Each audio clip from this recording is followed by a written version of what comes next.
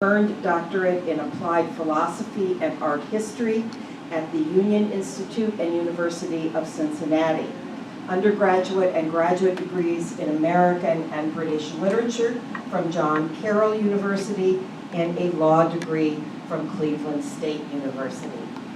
Important to several of us in the room is that he has been the coordinator, moderator for the Lakeside chapter of the Chautauqua Literary and Scientific Circle. He's done a superb job at that, and we are grateful for his leadership. Following today's presentation by Paul, we'll be having our graduation service honoring, recognizing those individuals who've reached 3 different levels of readership in that program. Anyone is welcome to stay. We promise you we won't corral you into becoming a member of the CLSC, but you're welcome to stay. And if you only want to stay for the first 10 minutes or so, you can hear Mary Jones playing the dulcimer, which we do at the beginning of the service. So our invitation to you is open to stay if you would like. And now please welcome Paul Sukes to the platform.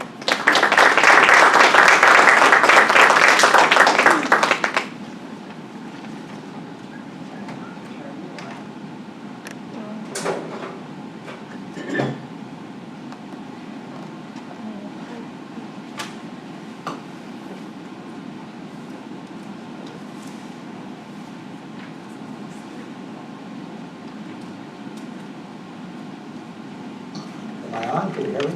We good? Okay, great.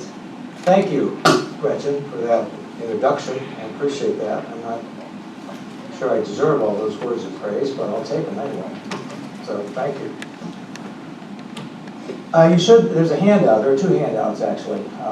One is the outline of what I'm going to talk about, and the other is a family tree of reading circles in the United States. We'll talk. That's going to be at the very end, so you can just put that aside and take a look at the outline. But before we do that, I want to give you kind of an overarching kind of theme for the last couple of presentations I've given here at Lakeside, the Heritage Society. Last year I talked about the contrast between the secular Chautauqua that is located in Boulder, Colorado, and Lakeside, which is a more religious Chautauqua. And part of my agenda, I guess you'd say, in giving that talk was a theory that I've sort of developed, or tried to develop, and it hasn't worked out very well, actually, because I recognize and am troubled by the secularization of the United States, particularly how we have managed to marginalize God and marginalize Christianity in particular.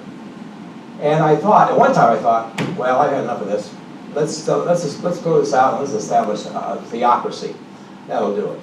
And I gave that presentation at a conference once, and just managed to avoid being stoned. They were so adamant against what I had said, and I realized I had gone too far. So I began to rethink it, and I thought about Lakeside. And I thought, one way to combat this secularization movement is to create these kind of anti-secular sub-communities throughout the land. And I thought the perfect example of that is Lakeside. Because Lakeside does, in fact, reflect the Christian message and religious message in a way that can transform people. So I thought, this is a good idea. Let's try that. And I was very surprised then to find out, in fact, that there was a Catholic Chautauqua. I'm Catholic. I was raised Catholic. We call us cradle Catholics. And I went to Catholic grade school with the Ursuline nuns, and Catholic high school with the Marianist brothers, and Catholic college and graduate school with the Jesuits. So I've seen it all. But I had never known about this. Never known there was a Catholic Chautauqua. So I was very interested in it. And I asked Gretchen. Well, actually, Gretchen has tried to get me to. Asked me to, a few years ago, to do some research on the Ohio Chautauquas, especially the ones that have failed, for the most part, and find out why. And last year I managed to kind of put that aside to do the Boulder presentation, and this year I kind of put aside the Catholic presentation. I feel at some point she's going to get back to me and make sure I do that, but I managed to avoid it so far. Not that I won't do it, Gretchen, it's just that I've been sidetracked. So I was very surprised to find out about this, so I did some research about it, and we're going to talk about that today. Take a look at the outline. We're first going to talk about the Methodist Chautauqua, because in a way, no, not in a way, the Catholic Chautauqua was directly formed as a reaction to the Methodist Chautauqua. So we have to understand a little bit about the Methodist Chautauqua and then see how the Catholic Chautauqua was formed as a reaction to the Methodist Chautauqua. So the second point will be the establishment of what it was called the Catholic Sunday School of America. And then we'll take a look at how it expanded, how it grew, and then how it ended. And at the very end, I want to talk a little bit about the CLSC, the Chautauqua Literary and Scientific Circle, and how there was, again, a movement against, to counteract, or to, in some way, react to the CLSC that was formed by the Methodists. So that's kind of the overview of what we're going to talk about today. All right, let's take a look at the, and by the way, but the terms I'm going to use, I'm probably going to say the Methodist Chautauqua and the Catholic Chautauqua. So just know what I'm talking about when I say those two things. I may sometimes say just Chautauqua, and if I'm just saying Chautauqua, I mean the original Chautauqua. All right, the Methodist Chautauqua. If any of us have any kind of association with Lakeside, we usually know a little bit about the Methodist Chautauqua that was formed back in the 19th century. The two main figures in the creation of that Chautauqua were Reverend John Vincent and a layman named Lewis Miller.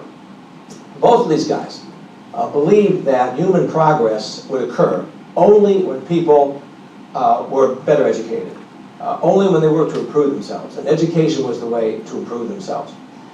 And at that time, at least from the point of view of Vincent and Miller, education was in a crisis mode. It was becoming increasingly secular, just like we have that same problem today, and controlled by the government. And the public schools, and the curriculum in public schools, and they were a little bit worried about that. And of course, in fact, it wasn't just Vincent and Miller that were worried about that. It was the whole religious establishment, especially the Methodists. And in those days, what happened was they created, or began to create, expand a series of Sunday schools. And Sunday schools were used to supplement the education so that people weren't overly saturated with the secular message. And Sunday schools at that time were not just for children; they were also for adults. Miller and Vincent wanted to improve the level of education at the Methodist Sunday School, because what happened was, when the Sunday school started, they were very enthusiastic people about this. The problem was there was no control. There was no unity. There was no unified curriculum. There was no unified teaching techniques and so forth. In fact, in retrospect, later when historians looked at the development of the Sunday schools, they called that the era of Babel, the Tower of Babel, because everybody was doing something different, and there was no coordination. So Vincent and Miller worked toward coordinating, and one of the things they did, two things they did early on, was Miller worked to establish a unified curriculum, which he did, which is called the Uniform Lesson Plan, the National Uniform Lesson Plan for Sunday schools, so that there was some coordination, some unity, some unification. And he also established a journal called the Sunday School Journal, which had articles about teaching techniques and curriculum and so forth. But Miller and Vincent both thought that we have to take another step. There has to be something else that's done. And they thought these Sunday school teachers have to be educated, not just in biblical lore and liturgy and so forth. They have to be educated in a broader sense. They have to be educated in teaching techniques, and they have to know about the culture at large. And the best way to do this, they thought, was to get these teachers together at one place for a concentrated period of time, preferably a place that was isolated from everyday interference, everyday concerns. And so they worked together to develop this plan. They felt that they also had to have a formal graded experience there. And that is, in a sense, the origin of the Chautauqua, the original Chautauqua. Now there's more details than that. I'm giving you kind of a rough overview. And there are also other factors that were going on in the culture. And we usually, sometimes we think about the Chautauqua as kind of isolated kind of a sui generis. It kind of just blossomed. And yet there were all sorts of other factors that were going on. Nevertheless, this was a very successful program. So that by 1876, they had a scientific conference there. They had a daily newspaper, the Chautauqua Assembly. The Temperance Congress held a conference there. They had permanent streets. They had plans for hotels, cottages, and other living spaces, and so forth. So it was an enormous success right off. Part of this, then, was Vincent's second agenda, which was to establish a Chautauqua literary and scientific circle. Now, I used to think that, well, he kind of came up with this plan, kind of a brilliant, kind of a eureka moment. And what it was really formed because the teachers that had left after having this concentrated period of study at Chautauqua began to write back to him and say, what should I do when I get back home? What should I do in the meantime? What should I read? What should I be studying? I want to prepare for next year. And he began to write kind of a list of books and so forth. And he thought, well, let's go a little bit further than this. Let's not just give them a list of books. Let's give them sort of a structure so that they can read certain books.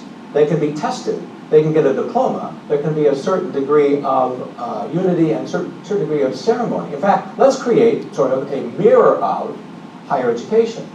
And that was the Chautauqua Literary and Scientific Circle. And it wasn't just about religious subjects. It was about everything. It was about history. It was about literature. It was about science, about cultural movements and so forth, to give them a more well-rounded approach. And that's what the Chautauqua Literary and Scientific Circle is all about. Now, today it's not quite like that, but nevertheless, this was what it was started. And it was very successful, extremely successful. In fact, I'm not sure about this entirely, but I think it was one of the first, maybe the first long-distance learning programs in the United States. Because there was no need for people actually to physically make the pilgrimage to Chautauqua in order to read the books, take the tests, and graduate. So it was a revolutionary movement at the time. It was also one of the first open enrollment institutes, taking students without any regard to race, color, creed, gender, national origin. Now, today, that doesn't seem very revolutionary to us, but we have to remember that in those days, higher education was reserved primarily for white males. In fact, white rich males. And so, in fact, the CLSC was mostly made up of women. So it was a very revolutionary program at the time because of its open enrollment and because of its long-distance narrative. Now, in fact, one of the value statements of the CLSC read like this: the young, the old, Jew or Gentile, bonded or free, black or white, all shades of opinion, members of all denominations, people of all occupations and trades. Now, this is where we get into a little bit of a problem, because it turns out that the CLSC was not quite as, how should I put this, open to all denominations as it at first appeared. In fact, it was particularly, or at least appeared to be, particularly anti-Catholic. And it was anti-Catholic in a number of different ways. There was evidence of the anti-Catholic attitude. The counselors, this is what Vincent called the committee that chose the books that went on the reading list. There was not a single Catholic on the list of counselors. When you looked at the books that were chosen, there was not a single Catholic author that was ever chosen. And also, Vincent himself had a reputation as being a bit of an anti-papist, let's put it that way. He was how